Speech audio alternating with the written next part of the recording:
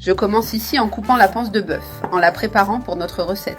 Regarde ici, nous allons faire une délicieuse recette avec cette panse. Il suffit de la couper en morceaux moyens, comme je montre, pour faciliter le processus.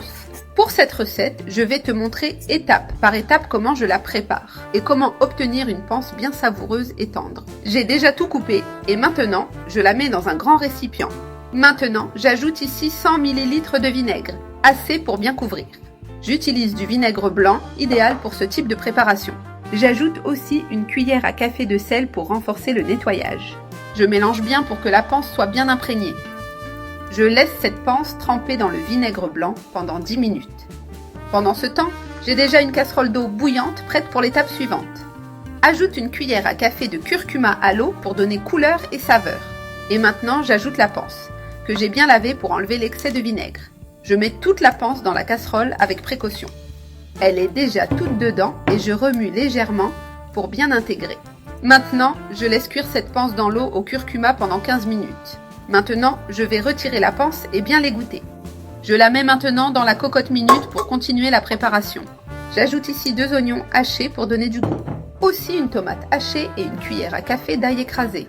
On ajoute une cuillère à café de sel pour bien assaisonner. Je mets assez d'eau pour couvrir toute la panse dans la cocotte. Je mélange bien pour répartir les condiments de manière uniforme. Maintenant, je ferme la cocotte minute et dès que la pression commence, on laisse cuire encore 15 minutes pour bien attendrir.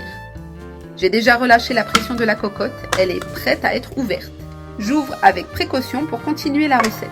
Je transfère maintenant la panse dans une autre casserole pour la dernière étape.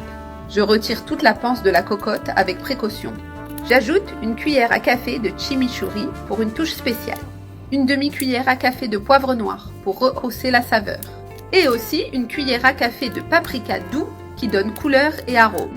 Je mélange bien tous ces condiments pour qu'ils s'intègrent parfaitement. Si tu veux, tu peux ajouter tout autre condiment que tu as chez toi à ton goût. Ainsi, tu personnalises la recette avec les saveurs que tu préfères. Je laisse maintenant cuire cette panse avec les nouveaux condiments. On laisse cuire environ 15 minutes de plus pour bien absorber les saveurs. Le bouillon a déjà un peu réduit et l'arôme est incroyable.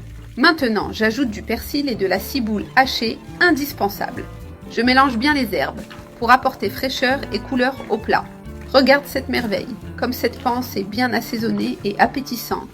Une recette simple, mais avec un résultat spectaculaire. J'éteins le feu car tout est prêt et bien cuit. Notre recette est terminée et prête à être servie. Regarde cette merveille, vraiment appétissante. Je sers un peu dans l'assiette pour montrer le résultat. Et regarde comme cette recette maison est magnifique et traditionnelle.